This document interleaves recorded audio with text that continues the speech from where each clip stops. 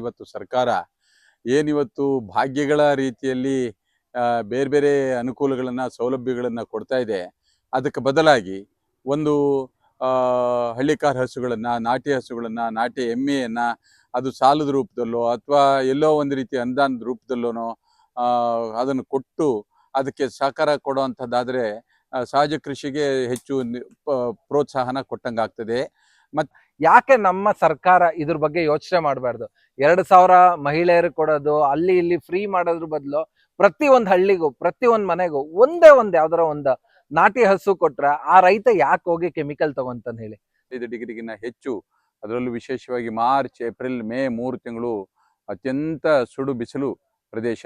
ಈ ಪ್ರದೇಶದಲ್ಲೂ ಸಹ ಇವುಗಳನ್ನ ಬೆಳೀತಾ ಇದ್ದೇವೆ ನಾವು ಅಂತಂದ್ರೆ ಇದಕ್ಕೆ ರೈತರು ಪ್ರೇರಣೆ ಆಗಲಿ ಅನ್ನೋ ದೃಷ್ಟಿಯಿಂದಲೂ ಸಹ ನಾವು ಇದನ್ನ ಮಾಡಿದ್ದೇವೆ.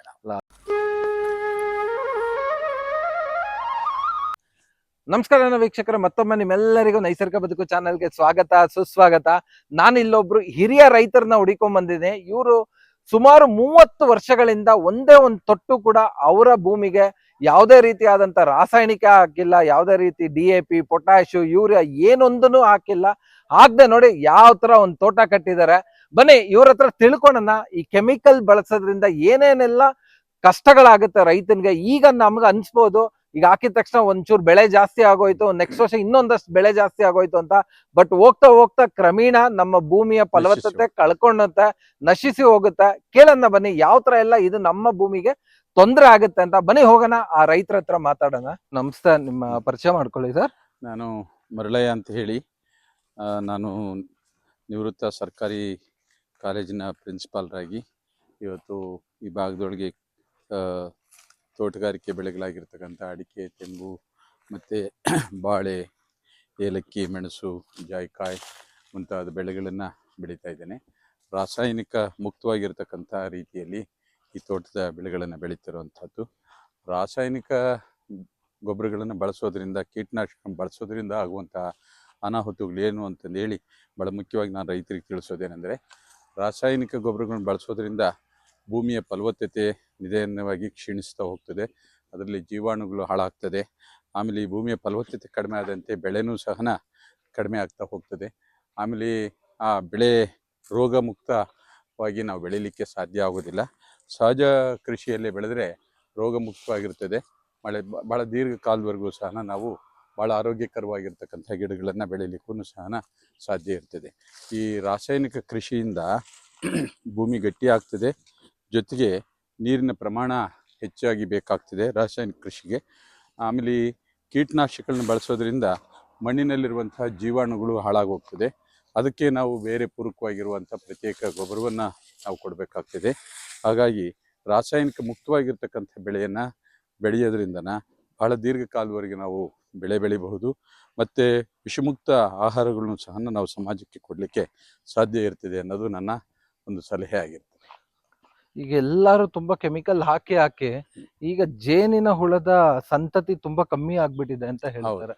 ಸೊ ನಿಮ್ಮ ಪ್ರಕಾರ ಜೇನಿನ ಹುಳ ಈ ಸಾವಯವ ಕೃಷಿಯಲ್ಲಿ ಸೊ ಯಾವ ತರ ಪಾತ್ರ ವಹಿಸುತ್ತೆ? ನಿಜವಾಗೂ ಅದು ರೈತ ಮಿತ್ರ ಅಂತಲೇ ನಾವು ಹೇಳ್ಬೇಕಾಗ್ತದೆ. ಇವತ್ತು ಏನೇ ನಾವು ಬೆಳೆದ್ರೂ ಸಹ ಪಾಲಿನೇಷನ್ ಅಂತ ಏನು ಹೇಳ್ತೇವೆ, ಗರ್ಭ ಕಟ್ಟುವಂತಹದ್ದು, ಬೆಳೆ ಕಟ್ಟುವಂತಹದ್ದು, ಅದು ಪರಾಗಸ್ಪರ್ಶ ಕ್ರಿಯೆ ಆ ಜೇನು ಹುಳಿನಿಂದಲೇ ಆಗಬೇಕಾಗ್ತದೆ. ಆ ಜೇನು ರೈತನ ಮಿತ್ರ ಅದು. ಇವತ್ತು ರಾಸಾಯನಿಕ ಕೃಷಿಯಲ್ಲಿ ಕೀಟನಾಶಕಗಳನ್ನು ಬಳಸೋದ್ರಿಂದ ಜೇನಿನ ಸಂತತಿ ಕಡಿಮೆ ಆಗೋಗ್ತದೆ. ಜೇನಿನ ಸಂತತಿ ಕಡಿಮೆ ಆಗೋದ್ರಿಂದ ಪರಾಗಸ್ಪರ್ಶದ ಪ್ರಮಾಣ ಕಡಿಮೆ ಆಗ್ತದೆ. ಪರಾಗಸ್ಪರ್ಶ ಕಡಿಮೆ ಆಗೋದ್ರಿಂದ ಸಹಜವಾಗಿ ಬೆಳೆಯ ಇಳುವರಿಯೂ ಸಹ ಕಡಿಮೆ ಆಗ್ತದೆ. ಹಾಗಾಗಿ ರೈತರು ಯಾರೇ ಇರಬಹುದು, ಇದಕ್ಕೆ ಪೂರ್ವವಾಗಿರ್ತ ವಾತಾವರಣವನ್ನು ತಮ್ಮ ವ್ಯಾಪ್ತಿಯೊಳಗಿರುವಂಥ ತೋಟದಲ್ಲಿ ಈ ಜೇನು ಕೃಷಿ ಮಾಡುವಂತಹದ್ದು ಸಹ ಉತ್ತಮವಾಗಿರ್ತಕ್ಕಂಥ ಬೆಳವಣಿಗೆ ಅಂತ ನನ್ನ ಸಲಹೆ. ಅದು 1 ಎಕರೆ ತೋಟದಲ್ಲಿ 1 ಜೇನು ಪೆಟ್ಟಿಗೆ ಇದ್ರೆ ಸಾಕಾಗ್ಬೋದಾ? ಅಲ್ಲ, ಅವರವರ ಇಚ್ಛೆ, ಶಕ್ತಿಗ ಕನಿಷ್ಠವಾಗಿ 1 2 3 ಇದ್ರಂತೂ ತುಂಬಾ ಒಳ್ಳೇದು. 2 ರಿಂದ 3 ಕಡಿಮೆ ಬಂಡವಾಳದೊಳಗೆ ನಾವು ಹೆಚ್ಚು ಫಲನೂ ಪಡಿಬಹುದು. ಜೇನಿನಿಂದಲೂ ಸಹ ಆರ್ಥಿಕವಾಗಿ ನಾವು ದುಡ್ಡು ಮಾಡಬಹುದು. ಆಮೇಲೆ ನಮ್ಮ ಬೆಳೆನೂ ಸಹ ಹೆಚ್ಚು ಬೆಳಿಲಿಕ್ಕೆ ಸಾಧ್ಯ. ಸೊ ಈ ಜೇನು ಮತ್ತೆ ಈ ಕೆಮಿಕಲ್ ಈ ಎರಡರ ಮಧ್ಯೆ ಯಾವಾಗ್ಲೂ ಒಂದು ಗೊಂದಲ ಅಡಿಗೆ ಇದೆ. ಹ್ಮ್. ಕೆಲವ್ರು ಹೇಳ್ತಾರೆ ಕೆಮಿಕಲ್ ಹೊಡೆದ್ರೆ ಜೇನುಹುಳ ಬರದೇ ಇಲ್ಲ, ಹೌದು. ತೋಟ ಬಿಟ್ಟು ಹೋಗ್ಬಿಡುತ್ತೆ ಅಂತ ಹೇಳ್ತಾರೆ. ಇನ್ ಕೆಲವ್ರು ಹೇಳ್ತಾರೆ ನೀವು ಕೆಮಿಕಲ್ ಹೊಡಿಲಿಲ್ಲ ಅಂದ್ರೆ ಜೇನುಹುಳ ಬಂದು ಓಕೆ ನಿಮ್ಗೆ ಏನೇನ್ ಬೇಕೋ ಆ ಎಲ್ಲಾ ಒಂದಷ್ಟು ಸವಲತ್ತುಗಳನ್ನ ನಿಮ್ ಗಿಡಗಳಿಗೆ ಮಾಡ್ಕೊಡುತ್ತೆ ಅಂತ ಹೇಳ್ತಾರೆ. ಖಂಡಿತವಾಗಿನ ನೀವು ಹೇಳತಕ್ಕಂತಹದ್ದು ಸತ್ಯ ಇದೆ. ಎಲ್ಲಿ ಕೀಟನಾಶಕಗಳನ್ನ ಹೊಡಿತಾರೆ ಅಲ್ಲಿ ಜೇನುಹುಳ ಅದ್ರ ಮೇಲೆ ಹೂವಿನ ಮೇಲೆ ಹೋಗಿ ಕೂತ್ಕೊಂಡು ಪರಾಗವನ್ನು ಹೀರಿದಾಗ, ಮಕರಂದವನ್ನು ಹೀರಿದಾಗ ಅದು ವಿಷ ಅದು ಕುಡಿದ್ಬಿಟ್ಟು ಅದರ ಸಂತತಿ ಹೊರಟು ಹೋಗ್ತದೆ.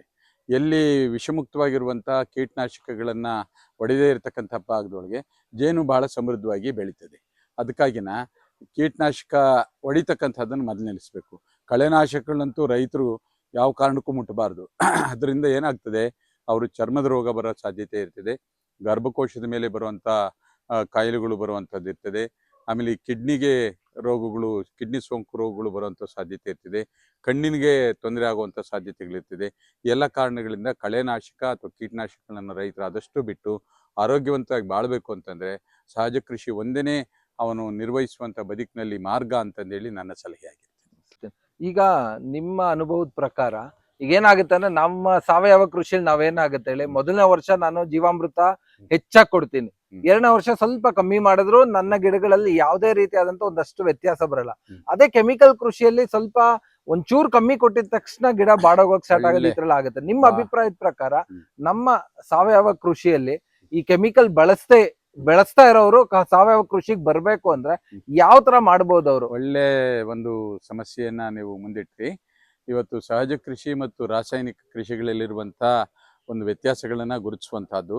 ಸಹಜ ಕೃಷಿ ಒಳಗೆ ಒಂದು ವೇಳೆ ಅವನಿಗೆ ಸಾಧ್ಯವಾಗದೇ ಇದ್ದರೆ ಯಾವುದೇ ಗೊಬ್ಬರ ಕೊಡದೇ ಇದ್ದರೂ ಯಾವುದೂ ಅವನತಿ ಆಗುವುದಿಲ್ಲ. ರಾಸಾಯನಿಕ ಕೃಷಿ ಒಳಗೆ ಒಮ್ಮೆ ಒಂದು ಸಾರಿ ಅದು ರಾಸಾಯನಿಕ ಗೊಬ್ಬರ ಬಳಸಿದ ಮೇಲೆ ಪ್ರತಿ 6 ತಿಂಗಳಿಗೊಮ್ಮೆ ಕೊಡ್ತಾ ಇದ್ರೇನೆ, ಇಲ್ಲಾಂದ್ರೆ ಬೆಳೆ ಬೆಳೀಲಿಕ್ಕೆ ಸಾಧ್ಯ ಇಲ್ಲ, ಫಲ ಕೊಡಲಿಕ್ಕೆ ಸಾಧ್ಯ ಇಲ್ಲ.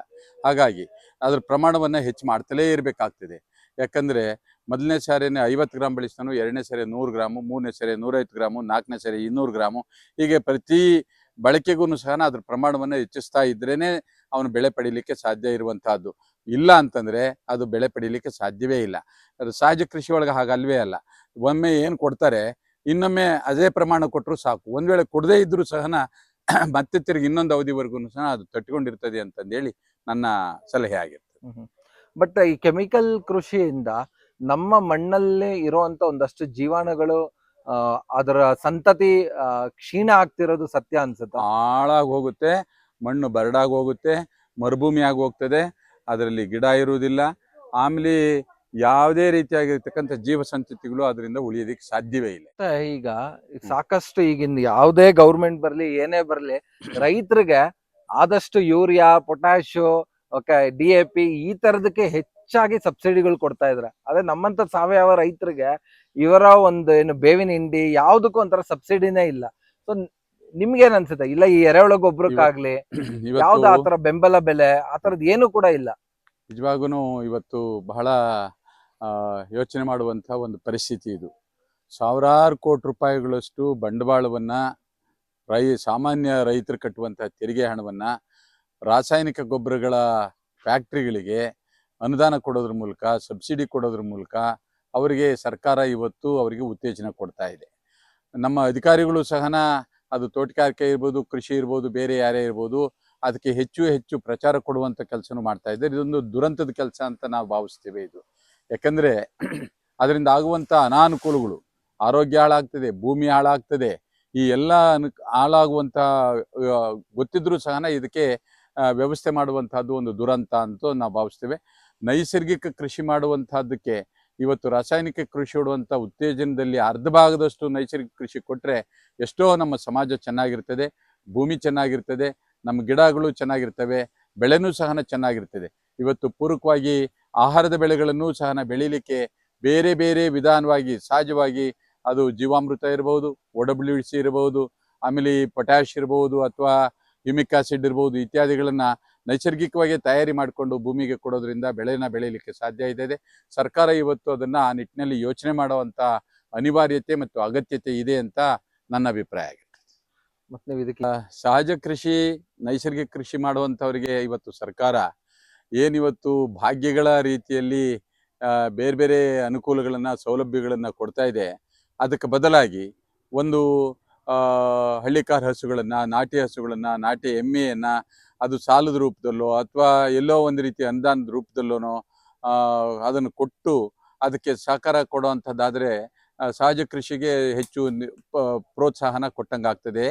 ಮತ್ತು ಅದರಿಂದ ಏನಾಗ್ತದೆ, ಅವರು ಆರ್ಥಿಕವಾಗೂ ಸಹ ಅದನ್ನು ದುಡಿಮೆ ಮಾಡಿಕೊಂಡು ಆರೋಗ್ಯ ಕಾಪಾಡ್ಕೊಳ್ತಾರೆ ಮತ್ತು ಆರ್ಥಿಕವಾಗೂ ಸಹ ಬೆಳಿಲಿಕ್ಕೆ ಸಾಧ್ಯ. ಅದರಿಂದ ಇವತ್ತು ಹಸುಗಳನ್ನು ಸರ್ಕಾರ, ಹಸು ಇರ್ಬೋದು, ಎಮ್ಮೆ ಇರ್ಬೋದು, ಈ ಥರದ ಆಡು, ಕುರಿ ಇತ್ಯಾದಿಗಳನ್ನು ಕೊಟ್ಟು ಗೊಬ್ಬರವನ್ನು ಹೆಚ್ಚಿಗೆ ಮಾಡ್ಕೊಳ್ಳೋದಕ್ಕೆ ಅವಕಾಶ ಮಾಡಿದ್ರಿಂದ ಇದರಿಂದ ಏನಾಗ್ತದೆ, ರಾಸಾಯನಿಕ ಮುಕ್ತವಾಗಿಯೂ ಸಹ ರಾಸಾಯನಿಕ ಗೊಬ್ಬರಗಳಿಗೆ ಹೋಗೋವಂಥದ್ದನ್ನು ಸಹ ತಡೀಲಿಕ್ಕೆ ಸಾಧ್ಯ ಇರ್ತದೆ. ಒಂದು ವೇಳೆ ಇಲ್ಲ ಅಂತಂದರೆ ಅನಿವಾರ್ಯವಾಗಿ ಇವತ್ತು ರೈತ ರಾಸಾಯನಿಕ ಗೊಬ್ಬರಗಳ ಮೊರೆ ಹೋಗುವಂಥದ್ದೇ ಹೆಚ್ಚಾಗಿ ಕಾಣ್ತದೆ. ಹೌದು, ಖಂಡಿತ ಒಳ್ಳೆ ವಿಚಾರ ಹೇಳಿದ್ರಿ ಗುರುಗಳ, ಧನ್ಯವಾದಗಳು. ನೋಡಿದ್ರಲ್ಲ ವೀಕ್ಷಕರೇ, ಯಾವ ತರ ಇತ್ತು ಅಂತ.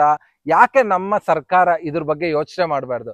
2,000 ಮಹಿಳೆಯರು ಕೊಡೋದು, ಅಲ್ಲಿ ಇಲ್ಲಿ ಫ್ರೀ ಮಾಡೋದ್ರ ಬದಲು ಪ್ರತಿ ಒಂದ್ ಹಳ್ಳಿಗೂ, ಪ್ರತಿ ಒಂದ್ ಮನೆಗೂ ಒಂದೇ ಯಾವ್ದಾರ ಒಂದು ನಾಟಿ ಹಸು ಕೊಟ್ರೆ ಆ ರೈತ ಯಾಕೆ ಹೋಗಿ ಕೆಮಿಕಲ್ ತಗೊಂತಾನೆ ಹೇಳಿ? ನೋಡಿ ಸಾರ್ ಹೇಳಿದ್ ಹೇಗಿತ್ತು ಅಂತ. ನಾವುಗಳು ಕೂಡ ಈ ಒಂದ್ ಸಣ್ಣ ಪುಟ್ಟ ಬದಲಾವಣೆ ಮಾಡ್ಬೋದು. ಅದಕ್ಕೇನ್ ಅಂತ ಹೆಚ್ಚು ಖರ್ಚಾಗಲ್ಲ. ಏನಂದ್ರೆ ಒಂದೇ ಏನಂದ್ರೆ, ಈಗಿನ ಜರ್ಸಿ ಹಸು ಕೊಡೋ ಅಷ್ಟು 10 ಲೀಟ್ರು 8 ಲೀಟ್ರ್ ನೀರು ಹಾಲು ಕೊಡಲ್ಲ. ಅದು ಬಿಟ್ರೆ ಅದಕ್ಕಿಂತ ಹೆಚ್ಚಾಗಿ ಒಳ್ಳೆ ಗುಣ ಇರೋಂತ ಒಂದು ಸಗಣಿ ಗಂಜಲಗಳನ್ನ ಕೊಡುತ್ತೆ. ಅದರಿಂದ ತುಂಬಾನೇ ಒಂದಷ್ಟು ಬೈ ಪ್ರಾಡಕ್ಟ್ಗಳು ಮಾಡ್ಕೊಂಡು ನೀವುಗಳು ಕೂಡ ಮಾರ್ಬೋದು. ಇದೆಲ್ಲ ಮಾಡೋದ್ರಿಂದ ನಾವು ಒಂದಷ್ಟು ಈ ಕೆಮಿಕಲ್ ಮುಕ್ತ ಕೃಷಿ ಮಾಡ್ಬೋದು. ಇಷ್ಟ ಹೇಳ್ತಾ ವಿಡಿಯೋ ಮುಗಿಸ್ತಾ ಇದ್ದೀನಿ. ಮತ್ತೊಮ್ಮೆ ನಿಮ್ಮೆಲ್ಲರಿಗೂ ನೈಸರ್ಗಿಕ ಬದುಕು ಚಾನಲ್ ಇಂದ ಹೃದಯಪೂರ್ವಕ ವಂದನೆಗಳು, ಧನ್ಯವಾದಗಳು, ಶುಭ ದಿನ.